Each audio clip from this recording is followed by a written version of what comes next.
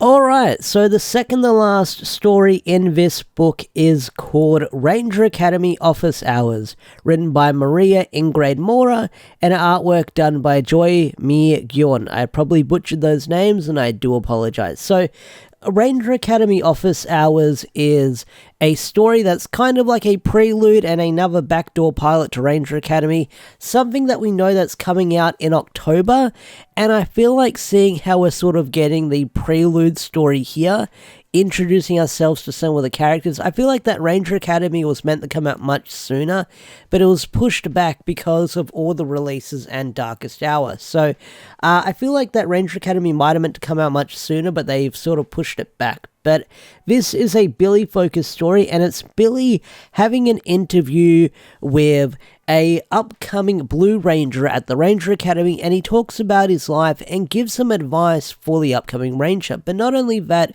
we get to meet the future headmaster of the Ranger Academy, which is another head in a tube, and they're not Eltarian. But we kind of get a glimpse of where the Ranger Academy book is going to be set and what timeline it might be in, because we soon find out that the Ranger Academy, or the people contacting Billy, aren't of this timeline and aren't of this world, because Billy to them is known to be this living legend. So this sort of sets up the mystery of when the heck Ranger Academy is taking place and whereabouts is it taking place, because if Billy is a living legend for the Ranger Academy, then that means that something must have already happened in the timeline. So this could be a couple of years or 1,000 years into the future, and we find out more about the Ranger Academy later down the line. So Ranger Academy is still another mystery that we'll probably get more information about once the book or once the comics and the issues start releasing within the next couple of months. But one thing I do like about the artwork here,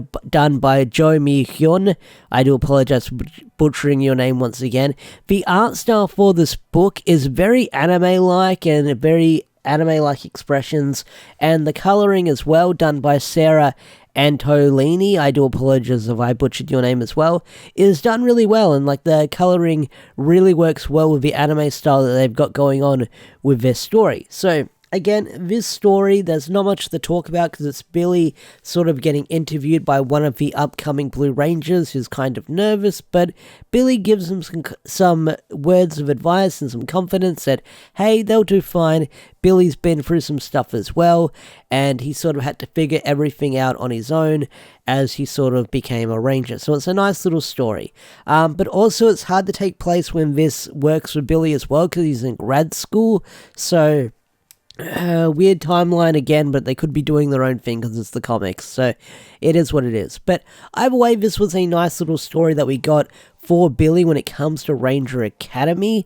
Again, Ranger Academy isn't out yet as of the time of recording this video. I think we've got the solicitations for issue 2 out now, but we barely don't know anything about this book apart from like the free comic book data that they released all those months ago. But this story was nice. This story was nice, a nice little Billy moment, and we get to meet the upcoming Blue Ranger called Cora, I believe. So, again, we know nothing about Ranger Academy, but we learn a little bit more about this with this issue. So, let's talk about the last story in this book, which is called What Time Is It? And it's written by Margaret Scott, and artwork done by Daniel Bayliss. So this is a quick little story where it's the Rangers fighting Goldar, and then it leads into something else, which is really nice to see, which was something that was not advertised when all the solicitations were coming out with this book, and that is a big montage of all these different pages throughout the comics history from Go-Go Power Rangers to Mighty Morphin Power Rangers of when all the Rangers morphed up to now. So we get to see all those big page spreads of the Ranger morphing in the comics. So it's really nice to see. It's a really nice thing they did with this issue. But I really do like the Margaret story here. The artwork is really funny and silly. I do get a kick out of it. It looks really cool. I thought that they were recreating sort of Day of the Dumpster with this story, but it doesn't seem like it. They're just finding Putties and Goldar. But the artwork is really nice with how they sort of illustrate the Rangers and the Zords. So it's very cartoony, very silly looking, but it's a fun little story that sort of has the Rangers fighting off Goldar in the Zords. So it's a cool little story, and I did get a kick out of it. But like I said, the last story is called It's Morphin Time, which sort of leads into that one. And like I said, you get a history of all the Rangers doing their morph calls throughout the comics, with all the different artists from, like I said, from MMPR to Go-Go, and even when the issues did the split run. So it's a really, really cool thing that they did, because you get to see each and every of the different artists sort of do their morphin montage throughout Power Rangers history when it comes to the comics, and I really got a kick out of that one. So anyway guys, I think I'm going to bring this video to a close. That was Power Rangers, the 30th anniversary special. I covered all the stories separately, except for like the last two. I sort of jammed them together. But what did you guys think of this story, and what did you think of this book overall? I'd love to hear your thoughts and opinions.